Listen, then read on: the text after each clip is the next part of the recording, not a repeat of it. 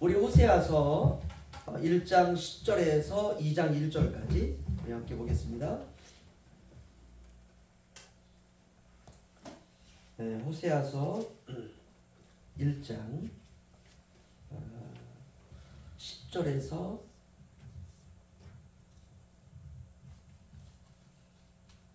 2장 1절까지요. 저와 교도하겠습니다. 그러나 이스라엘 자손의 수가 바닷가에 모래같이 되어서 헤아릴 수도 없고 셀 수도 없을 것이며 전에 그들에게 이르기를 너희는 내 백성이 아니라 한 그곳에서 그들에게 이르기를 너희는 살아계신 하나님의 아들들이라 할 것이라. 이에 유다 자손과 이스라엘 자손이 함께 모여 한 우두머리를 세우고 그 땅에서부터 올라오니 이스라엘이 클 것입니다. 다 함께요. 너희 형제에게는 암미하고 너희 자녀에게는 루아마라 하라. 아멘. 우리가 수요일은 호세아서 강의를 우리가 시작했는데 오늘 세 번째입니다. 사랑같이 무서운 것이 없다 라는 제목으로 함께 은혜를 받기를 원합니다. 저도 호세아서는 처음 설교를 합니다. 여러분도 어쩌면 처음 들어보실 수도 있고 이미 호세아서를 이미 들어보신 분들도 있고요. 들어보신 분들은 더 단단하게 말씀에 토대를 놓으시고 또 저처럼 처음 하고 처음 듣는 분들은 호세아서 이런 말씀이 있었구나 은혜를 받았으면 좋겠습니다. 신앙인에게는 그 적당한 긴장감이 중요합니다. 가정에서도 마찬가지예요. 내가 주부라고 하는 긴장감, 아내라고 하는 긴장감, 남편이라고 하는 긴장감. 내가 남편이었지, 내가 아이들 아빠였지, 아이들 엄마였지, 내가 우리 가정의 할머니지, 내가 외할머니지, 내가 친할머니지, 친할아버지지. 그러면 약간 긴장감이 생깁니다. 내가 이렇게 좀 삶을 흐트러 이렇게 살아가려고 하는 마음이 딱 들다가도 내 이러면 안 되지. 내 손자들이 있지. 내 자녀들이 있지. 내가 한 남편이 있지. 그러면 다시 우리의 정상적인 삶의 궤도로 딱 살아갈 수가 있습니다. 근데 긴장감이 풀어지면 다 풀어져요. 아빠라고 하는 것도 풀어지고 엄마라고 하는 그것도 잊어버리고 또 부부가 서로 돕는 배필이라고 하는 것도 잊어버리고 그래서 탈선하는 것 아닙니까? 우리가 적당한 긴장감, 마치 악기가 조율된 거하고 같죠. 피아노도 그 안에 그 선이 있습니다. 피아노 선은 굉장히 탄탄합니다.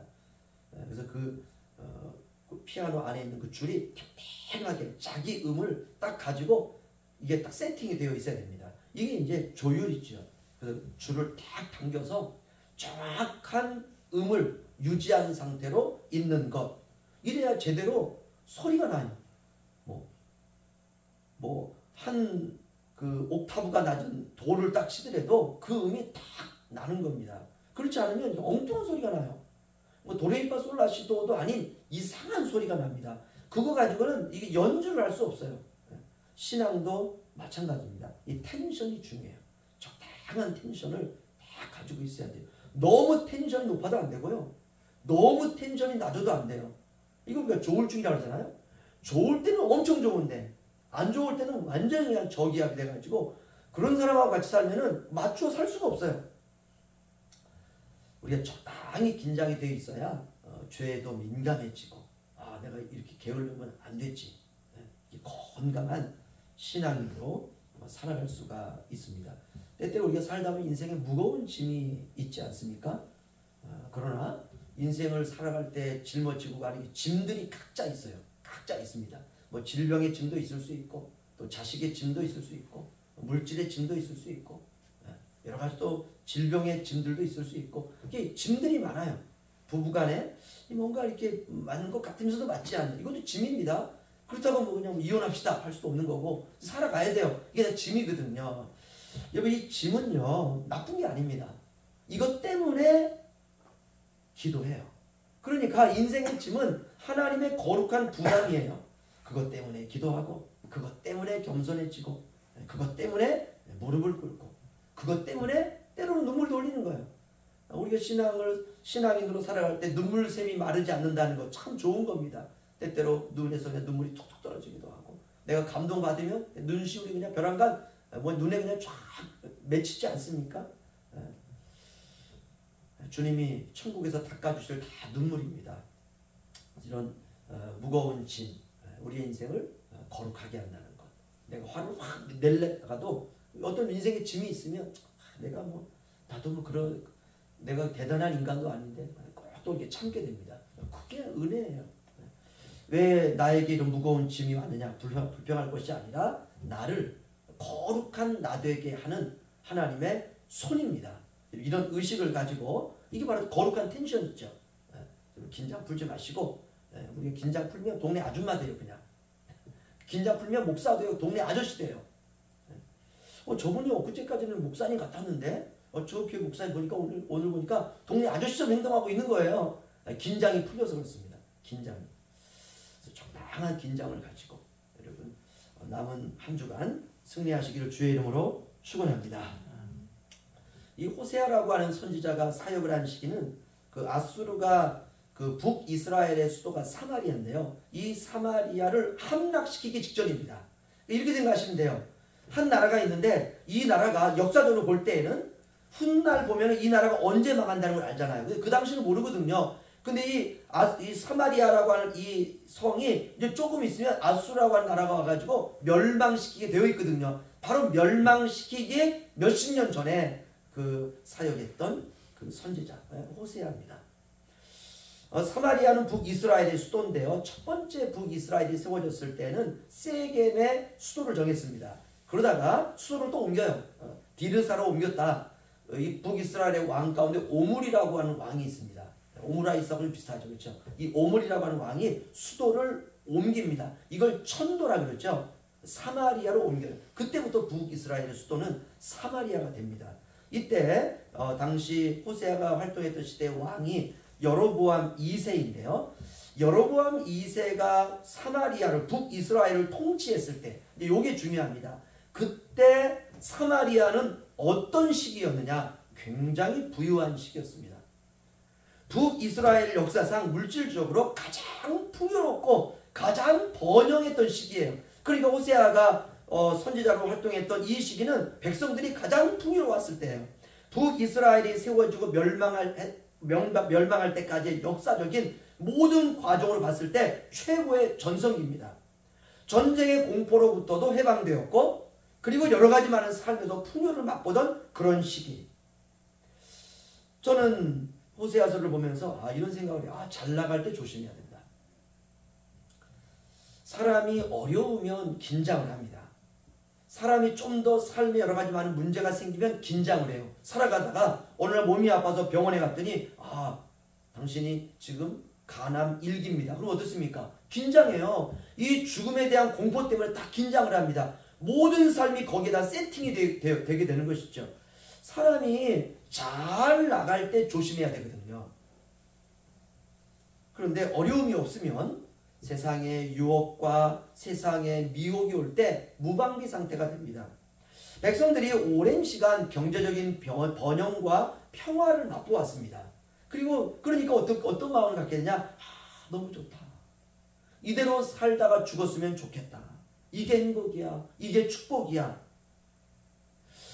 이렇게 이제 백성들이 자신의 삶에서 번영이 오게 되니까 어떤 마음을 갖느냐? 사치를 즐기게 됩니다. 너무 번영하니까 돈이 너무 많은 거예요. 시간도 많고, 돈도 많지, 시간도 많지, 건강하지, 풍요롭지, 자손도 다 잘 되지. 그러니까 사치를 즐기게 되고, 그리고 경기도 너무 좋아요. 경기가 좋다는 건 건축 경기가 좋다는 거 아닙니까? 요즘 말로 건축 경기가 너무 좋은 거예요. 그냥 집만 만들어 놓으면 다 팔리고 그냥 이게 막 경기가 너무 좋은 거예요. 국가가. 경제적인 발달과 잘 살게 되었다라고 이해하시면 됩니다. 쉽게 말씀드리면 이 재물의 복 때문에 사람들이 건방진 사람들이 된 거예요. 그래서 스스로가 아무런 문제가 없다고 생각하게 된 겁니다. 외적으로는 잘 사는 것 같았지만 사람들은 교만하고 영적으로는 아주 위험한 처지에 놓이게 된 것입니다. 겉으로 문제가 없으면 여러분 생각할 때 영적으로도 문제가 없는 걸까요? 그렇지 않습니다. 이건 착각이죠. 기도생활, 예배생활, 말씀생활이 너무 현실이 너무 평안하고 너무 좋으니까 이 삶이 좀 이제 사라지기 시작해요. 하나님을 향해서 기도하던 생활이 사라지고 예배하던 생활이 사라지고 말씀 생활하는 삶이 점점 사라지기 시작합니다. 하나님을 찾고 하나님께 부르짖던 사람들이 하나님을 떠나가기 시작하고 영적인 감각이 사라지기 시작하고, 왜 그랬느냐? 너무 잘 사니까. 너무 잘 사니까. 사람들도 그렇습니다. 이제 하연이가 초등급 타는데, 초등급 타는 날 일이 엄청 째지겠죠. 그쵸? 돈이 없어가지고 용돈 뭐 한 10,000원 얼마 이렇게 타다 쓰던 아이가 돈이 엄청 들을 거 아닙니까? 그쵸? 와, 그때요 간땡이가 이만큼 버지게 돼요. 사람이 돈만 조금 들어와도요, 야, 세상에서 내가 제일 잘 나가는 사람처럼 느껴진다니까요. 돈이 신으로 등극할 수 있습니다. 돈이 나를 지켜준다고 착각할 수 있어요. 돈의 자리에 우리가 돈과 비견한 것들을 다 집어넣으면 돼요. 거기다가 예를 들어서 내가 외모가 너무 예뻐요. 그러면요 마치 내가 천사처럼 천사라고 착각하게 된다니까요. 우리가 얼굴이 예쁜 사람은 마음도 예쁠 것 같지 않습니까? 그렇죠? 그런 생각이 들어요. 그런 착각이 들어요. 이렇게 사람들이 번영하지요. 돈도 많지요. 건강하지요. 다른 외적들이 침범할 수 없는 그런 어떤 강력한 군사력을 가지고 있죠. 이러니까 사람들이 더 이상 하나님을 기쁘시게 하는 삶을 살지 않습니다. 아무런 죄책감이 없이 내가 죄를 많이 지어도 돈이 많으면은요, 이 돈으로 죄를 해결할 수 있다라고 생각이 든다니까는요. 아무런 죄책감이 없이 쾌락을 추구하고 나만 편하면 된다라고 생각하는 것이에요. 정치, 경제, 사회적으로 타락의 길로 나아가고 모든 종교적인 영역도 타락하고 하나님을 예배하던 사람들이 이제는 바알을 숭배하기 시작합니다. 이게 호세아 선지자가 활동할 때 이스라엘 백성들의 상황이었습니다. 그 나가도 막 나간 거죠. 사람이 아무리 그래도 지켜야 될 룰이 있거든요. 지켜야 될 선이 있거든요. 그런데 이 룰이라고 하는 게 다 의미가 없어져 버린 거예요. 이러한 시대에 하나님이 호세아 선지자를 통해서 하실 말씀이 있었다는 것입니다. 그러면 하나님이 백성들에게 직접 하셔도 되잖아요. 이걸 왜 호세아 선지자를 통해서 말씀을 하느냐고요? 그 정도로 망가졌다는 것이에요. 백성들에게 하나님이 직접 말씀을 한다 할지라도 백성들이 듣지 않아요. 너무 지금 살기가 너무 편하니까. 그러면 버리면 되잖아요. 그저 자식 같지 않은 자식 버리면 되지 않습니까? 근데 그럴 수도 없다는 거예요. 더 이상 고쳐 쓸 수 없는 인간이 되었다면 버리면 되는데, 외면하면 되는데, 무시하면 되는데, 아예 정을 떼버리면 되는데, 그런데 하나님이 그럴 수 없다는 거예요. 이것을 우리가 사랑이다 이렇게 말합니다. 바로 이 사랑을 하나님이 호세아 선지자의 가정을 통해서 설명하시겠다라는 것입니다. 이게 하나님의 의지죠. 내가 이스라엘 백성들을 얼마나 사랑하는지, 나를 버리고 바알을 숭배하는 이스라엘 백성임에도 불구하고 내가 그들을 얼마나 사랑하는지 호세아 너의 가정을 통해서 내가 한번 설명해 보겠다라고 한다는 것입니다. 그렇다면 호세아는 그 하나님의 뜻을 받들어서 하나님이 호세아의 가정에 나타내려고 하시는 그 삶을 호세아는 살 수밖에 없는 거예요. 이것을 바로 거룩한 삶이다 이렇게 말할 수 있습니다. 그런데 하나님이 이제 호세아의 가정을 통해서 하나님이 말씀하시려고 하는 첫 번째가 뭐냐? 바로 이겁니다. 호세아를 통해서 음란한 여자와 결혼하라는 것이에요. 이게 어떻게 가능하냐고요.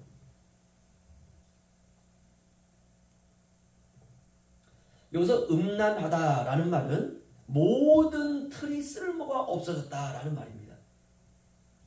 인간과 사회와 가정은 일종의 규범이 있습니다. 그런데 호세아의 아내가 될 고멜은 이 규정이 없는 여자예요. 이 모든 틀을 다 깨버리는 여자.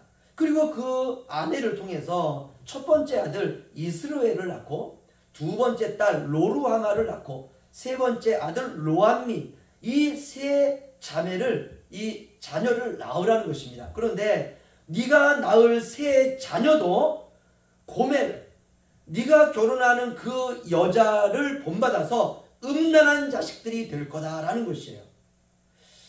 참 기가 막힐 노릇 아닙니까? 그러면 동네 사람들이 이제 호세아가 그냥 그 마을에 창녀하고 결혼하는 거거든요. 그리고 창녀하고 결혼해서 낳은 아이들도 전부 음란한 아이들을 낳은 거예요. 그러면 동네 사람들이 그 가정을 뭐라고 말하겠습니까? 콩가루 집안, 쓰레기 집안, 음란한 것들 이렇게 말하지 않겠습니까? 그리고 호세아 선지자가 그 전에 뭐 덕망과 정말 대단한 선지자다 이런 사람들로부터 평가를 받았다면 이제 결혼 생활을 시작하면서부터 사람들이 이렇게 말하지 않겠어요? 원래 호세아는 저런 여자를 좋아했구나. 호세아 선지자도 별거 아니구나. 이렇게 말했을 겁니다. 그러니까 별말이 다 돌아다니는 것이에요. 그런데 호세아는 끝까지 그 가정을 포기하면 안 된다는 거예요. 이게 하나님이 주신 명령이에요.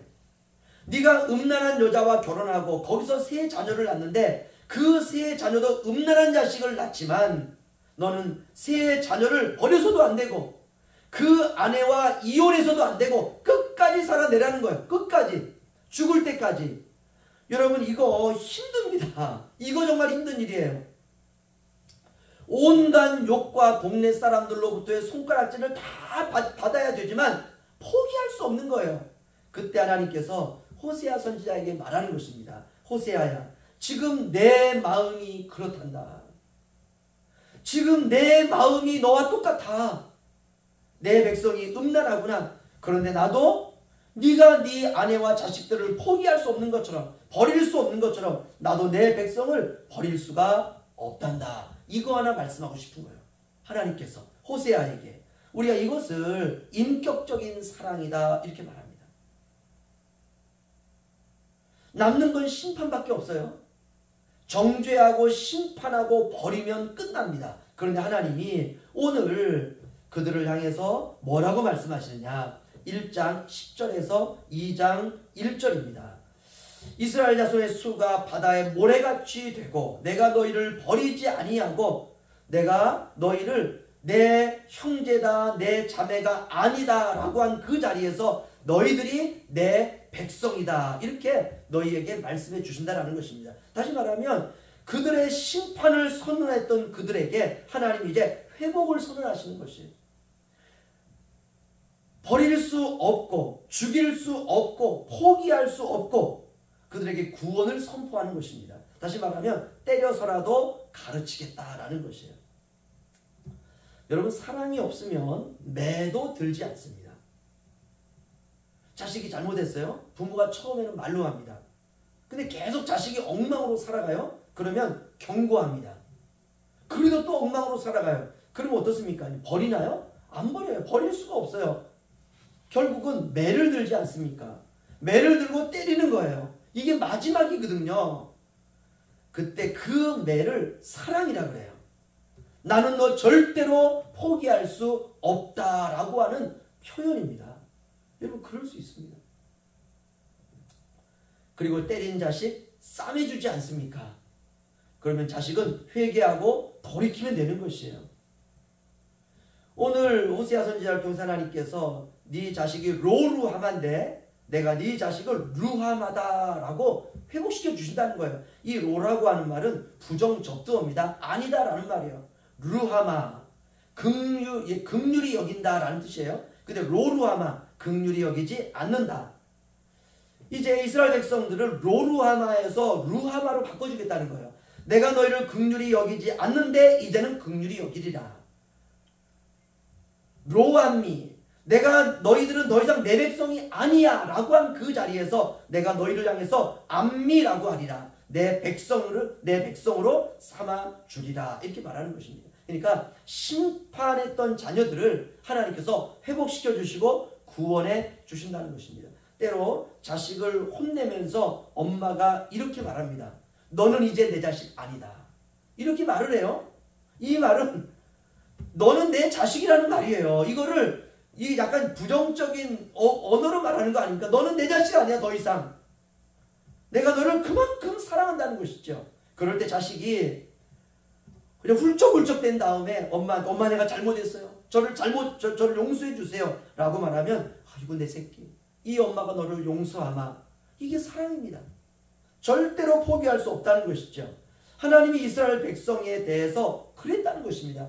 죽이고 싶을 정도로 버리고 싶을 정도로 망가졌는데 그들이 음란하게 생활하고 있지만 하나님 그들을 포기할 수 없다는 거예요. 절대로 포기할 수 없다는 거예요. 이것을 우리가 신약식으로 말하면 십자가다 이렇게 말할 수 있습니다. 그런데 이 호세아서의 내용이 신약 성경에 그대로 나옵니다. 그대로 나와요. 우리 로마서 8장 우리 마지막으로 한번 읽도록 하겠습니다.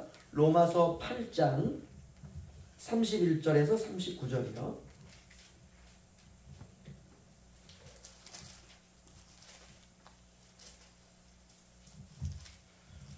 로마서 8장 31절에서 39절. 신약의 호세아입니다. 이것이.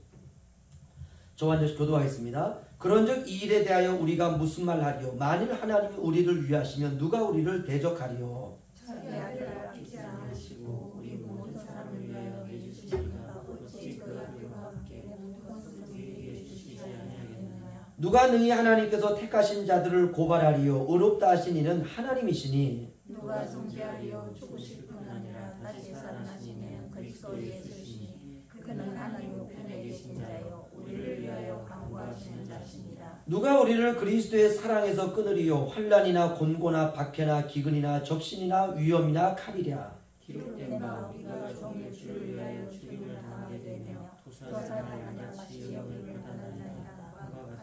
그러나 이 모든 일에 우리를 사랑하시는 이로 말미암아 우리가 넉넉히 이기느니라. 내가 확신하노니 사망이나 생명이나 천사들이나 권세자들이나 현재이나 장래이나 능력이나 다 함께요. 높음이나 깊음이나 다른 어떤 피조물이라도 우리를 우리 주 그리스도 예수 안에 있는 하나님의 사랑에서 끊을 수 없으리라. 아멘. 할렐루야. 이게 호세아서에서 하나님께서 호세아의 인생을 통해서 말씀하려고 했던 바로 복음입니다. 우리를 우리 주 그리스도 예수 안에 있는 하나님의 사랑에서 어느 누구도 어떤 죄악도 끊을 수 없으리라. 이걸 우리가 하나님의 거룩한 집념이라 그래요. 사망이나 생명이나 천사들이나 권세자들이나 현재일이나 장래일이나 능력이나 높음이나 깊음이나 다른 어떤 피조물이라도 우리를 그리스도 예수 안에 있는 하나님의 사랑에서 절대로 끊을 수 없습니다. 이 말은 우리가 하나님의 사랑에서 절대로 끊어질 수 없다는 것이에요. 하나님 우리를 사랑하신다는 것입니다. 이게 하나님의 마음이에요. 허물과 죄로 죽었던 우리를 하나님이 살리신 것입니다. 징계와 심판과 회복이죠. 이것이 바로 성경의 핵심입니다. 로루아마를 루아마로, 로암미를 암미로. 결국 우리를 하나님의 긍휼하심으로 하나님의 백성으로 만들고 마시는 하나님의 열심. 하나님은 이런 사랑에 지치지 않습니다. 우리는 때로 자녀들에게 막 지칠 때가 있잖아요. 그렇죠? 막 포기하고 싶을 때가 있잖아요. 그런데 하나님은 지치지 않아요. 우리가 망가지면 망가질수록 하나님의 사랑은 더 강렬해져요. 이게 놀라운 겁니다. 그래서 우리가 하나님을 무한하신 하나님이라 그래요. 무한하신 사랑의 하나님. 바로 그 인생을 살아내는 것. 이것이 바로 호세아의 사명이고 저와 여러분의 사명입니다. 저는 마지막으로 이런 말씀을 드리고 싶어요. 우리 모든 성도님들 또 이 땅에 살아가고 있는 모든 그리스도인들의 가정의 이야기는 하나님의 구원을 설명하는 사랑의 이야기입니다. 여러분 그 이야기를 잘 써내려 가시기를 주님의 이름으로 축원합니다. 기도하겠습니다.